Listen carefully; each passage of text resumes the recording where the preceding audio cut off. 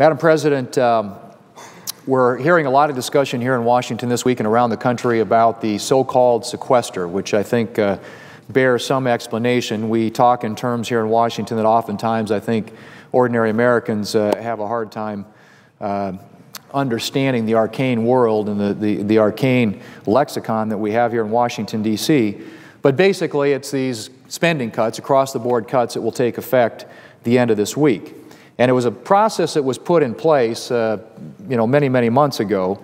In fact, if you go back to the Budget Control Act, which passed in August of 2011, you won't find very many people now who will claim paternity of that idea. In fact, there's a big debate going around, a lot of finger-pointing about whose idea this was and whose fault it was that we are where we are.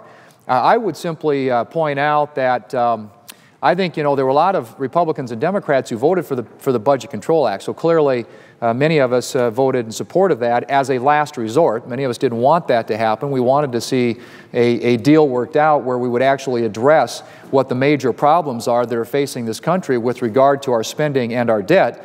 But since that couldn't be negotiated between the President and leadership of Congress, we ended up with this process where we had some immediate spending cuts take effect, about $900 billion, with another $1.2 trillion to follow, hopefully achieved through reforms, tax reform, entitlement reform by a so-called super committee that met, convened for a while, but when that committee failed to reach a conclusion, it set in process, in motion, what we know today as sequester, and I guess actually it was built to go until the 1st of January, in which case all these things would take effect if nothing had happened. Clearly nothing had happened, and so when January rolled around, we ended up with this process we now know as sequester. But I want to point out, because it is, the President's been running away from this. It's like somehow this just imaginarily appeared, this idea of sequester. But if you go back and you look at the origin of this, it was clearly something the President and his people put forward.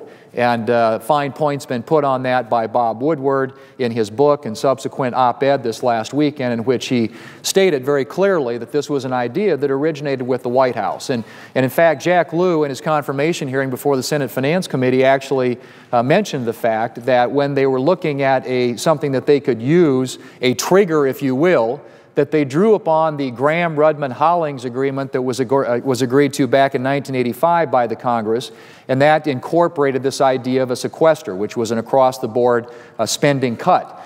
And so basically it came from the White House. It came from the President and his people. The idea of sequester, that's where it originated.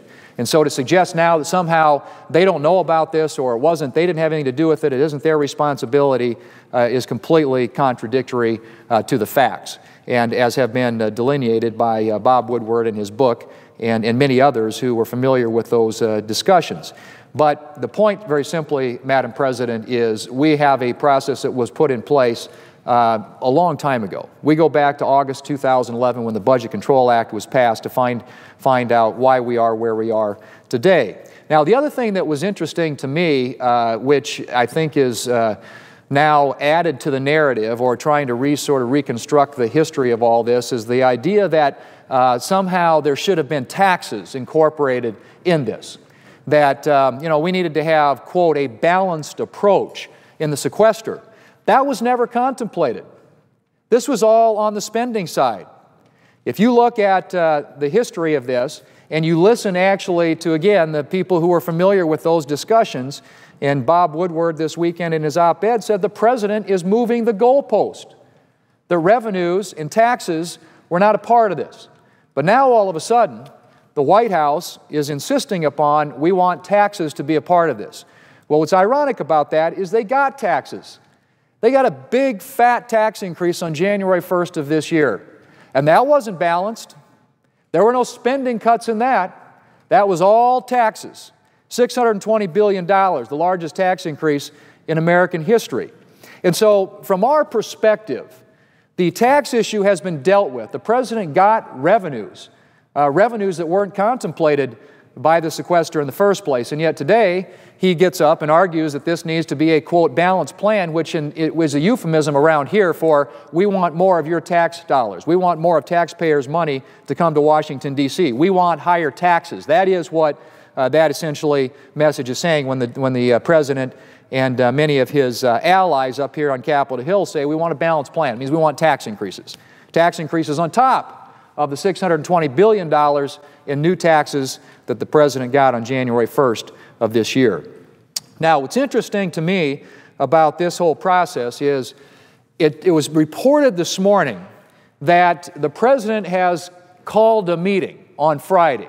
He wants to convene a meeting on Friday to talk about now these draconian cuts that are going to go into effect, and he's been traveling all over the country picking the most high-profile, highly visible items that he can that would suggest that this is going to have just this profound, dramatic impact on people around this country. And so now he's coming back to Washington. When? March 1st. What is that? It's the day the cuts are designed to go into effect. Where has the President been for the last year and a half? Madam President, where is the leadership? And waiting until the very day that these cuts are supposed to go into effect to say, oh, let's have a meeting to talk about what we might be able to do to avoid the impact of these across-the-board spending reductions. Well, March 1st, okay, here we are, 11th hour, once again, the last minute, the President sweeps in and says he wants to do something to try and avert this. But, again, remember, this we have known about for a year and a half. This is not a new revelation. We've known this is coming for a very, very long time. The Super Committee failed to produce a result in November of 2011. So it's almost a year and a half now that we've known the sequester is coming. And in fact, last summer we passed legislation in Congress that asked the administration to give us some detail and some specificity about where these cuts are going to take place. And we got some vague outline about that. We didn't get any report from the President that enumerated these because, frankly, I don't think they had gone through the process of trying to figure out what they were going to do with it. And so here we are. Now, 18 months later, at the 11th hour, the President all of a sudden says, well, let's have a meeting and talk about what we might be able to do to avoid the impact of these across-the-board spending reductions. Madam President, where is the leadership in that? Why weren't we doing that 12 months ago, 11 months ago, 10 months ago, a month ago, last week? Why weren't we talking about this earlier? Why do we have to wait till the very last day to have a discussion about this? Well, evidently, the President is better at campaigning than he is at governing, because he's been driving all over the country. I shouldn't say driving, flying all over the country, over 5,000 miles. Over 5,000 miles campaigning on this issue to try and scare people into believing that an $85 billion across-the-board spending reduction, which represents 2.4% of federal spending this next year, is somehow going to be disastrous for our economy and for our country. Well, you know, frankly, I'm not in any way diminishing the impact of spending reductions. Spending reductions will have some impact. There's no question about that, for sure. But to go out and say that we're going to have 90-minute lines in airport, that we're not going to have meat inspectors, all these things that they are trying to put out there to scare the American people, to dramatize, and frankly, to traumatize the American people, about a 2.4% reduction in overall federal spending. Now, if you're an average American family, or an American business, or anybody in this country, and you know that you're going to have a 2.4%, you have 2.4% less to work with next year, what do? Well, you sit down around your kitchen table and you figure out what those things are that you spend money on that you can live without. It's a fairly simple exercise. And in most cases, people are going to pick the low priority items. They're going to pick the things that they can probably live without. They're not going to pick the things that they really need and rely upon and depend upon. But I think most Americans would agree that they could find a 2.4% reduction in their annual spending if they had to. That's something that ordinary average Americans, I think, have to deal with all the time. Let's just tighten our belts a little bit. Let's figure out how we can how we can get along with 2.4% less spending. Well, we're talking about 2.4% less spending on a $3.6 trillion annual federal budget. Now, what does that represent? $85 billion is a lot of money.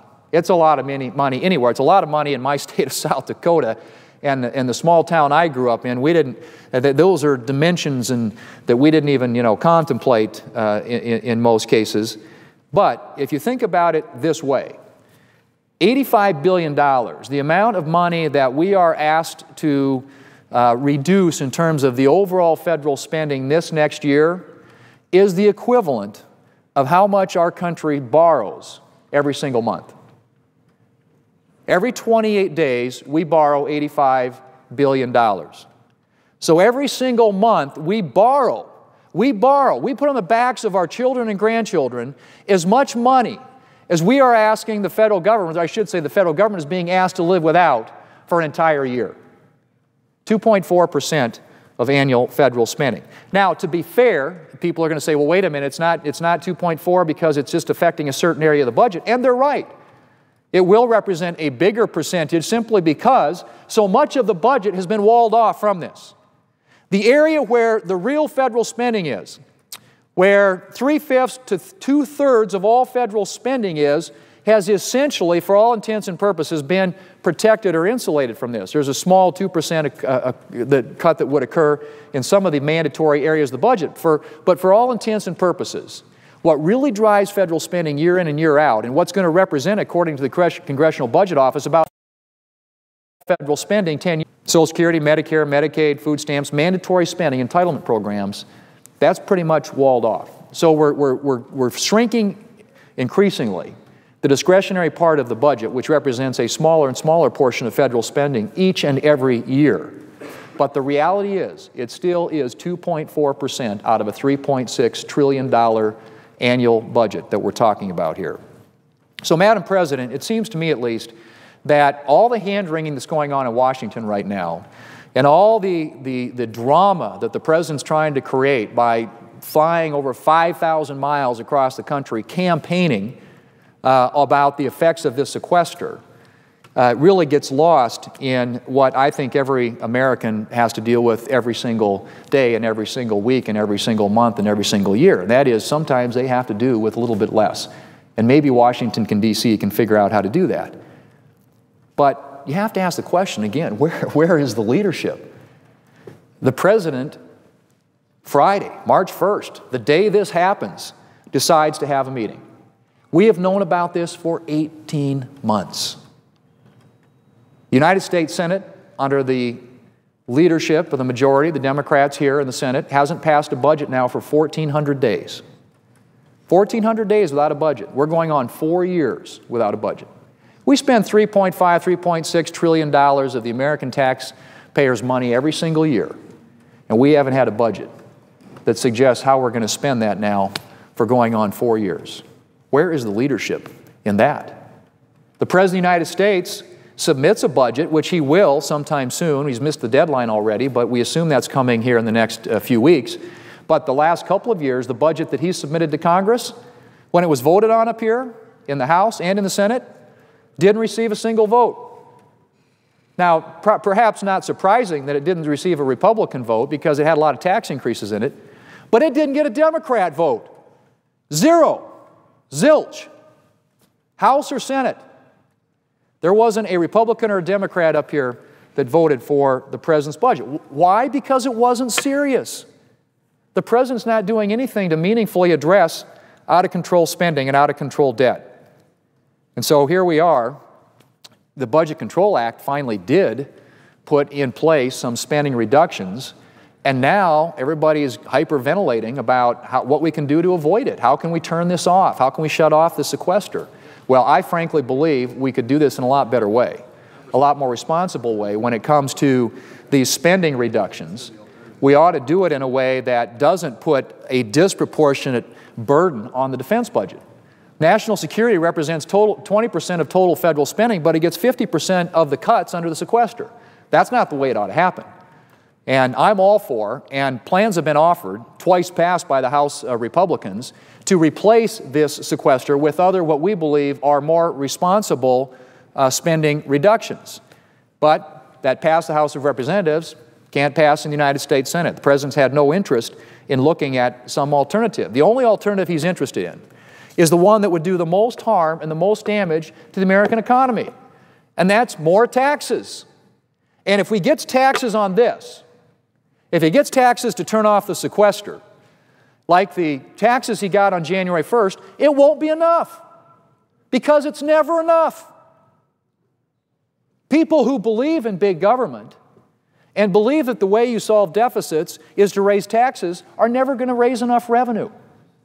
If you don't address what is really afflicting our country, and that is out-of-control spending, you haven't done anything to solve the problem, which the $620 billion tax increase on January 1st demonstrated. The amount of money, the amount of revenue generated by that tax increase January 1st will fund the government this year for less than a week. Less than a single week. This isn't a revenue problem. This isn't a tax problem. This is a spending problem. And it is time for some leadership. Time for the President to quit campaigning, to come back here, and to start governing. But here we are, Friday, the day it's all set to take effect. We've got a $16 trillion debt. The Congressional Budget Office says at the end of the next 10 years it's going to be $26 trillion. We're adding $1 trillion a year. We're borrowing 40 cents out of every dollar we spend. Revenues coming into the Treasury, according to the Congressional Budget Office, are going up, actually. And by 2015 are going to be 19.1% of our entire economy, which is a percentage point, more than a percentage point, higher than the 40-year historical average. Revenues are going up. And for the next decade, according to the Congressional Budget Office, revenues will exceed by about a percentage point the 40-year historical average. So revenues are coming up to above historical averages, and yet we continue to run trillion-dollar deficits as far as the eye can see. Well, we've got to get our spending under control. We've got to get the economy growing again. The Republican staff on the Joint Economic Committee put out a study that suggested that if we had revenue growth like we've had, average revenue growth for the past 60 years, if we'd had that in the past 4 years, that the deficits today would be half of what they are. That's the impact of economic growth. That's why growing at 1.5% to 2% isn't enough. We've got to grow at 3 to 4%. But to grow at 3 to 4%, you've got to have policies that promote growth, that allow the economy to expand. You can't keep piling on new taxes and new regulations and making it more difficult and more expensive for people who create jobs in this country to create those jobs. So the economy will continue to grow at a sluggish, anemic rate. We'll continue to have these high deficits, particularly if we don't get our spending under control. It's about exercising fiscal discipline and responsibility when it comes to our spending. It's about putting policies in place that will promote job creation and growth in this country. That's what it's going to take to get this country back on track. And yet, you know, the President's out campaigning around the country, comes back now at the 11th hour on March 1st, and decides to have a meeting at the White House to talk about something we've known is going to happen now for 18 months. 18 months. And we've got the most predictable crisis, according to the Simpson-Bowles Commission, that we've ever seen. The spending and debt crisis that's in front of us. We've known about for a long time. You can see it. It's like a slow-moving train wreck out there. You're just watching it. You just know it's going to happen. And yet nobody's doing anything to turn off the engines. It's high time that we did that. I hope the President will engage. I hope that we'll get for the first time now in over, well, almost 4 years, 1,400 days, a budget in the United States Senate that puts a plan in place. A real plan, not a fake plan, not a phony plan, not a plan that has a bunch of tax increases, but a plan that actually addresses what drives federal spending and debt in a way that will put us on a more sustainable fiscal path and ensure that future generations of Americans have a higher standard of living and a higher quality of life than what previous generations have had, not a lower and a less one. And that's the path we are headed on today if we don't change course. Madam President, I yield the floor.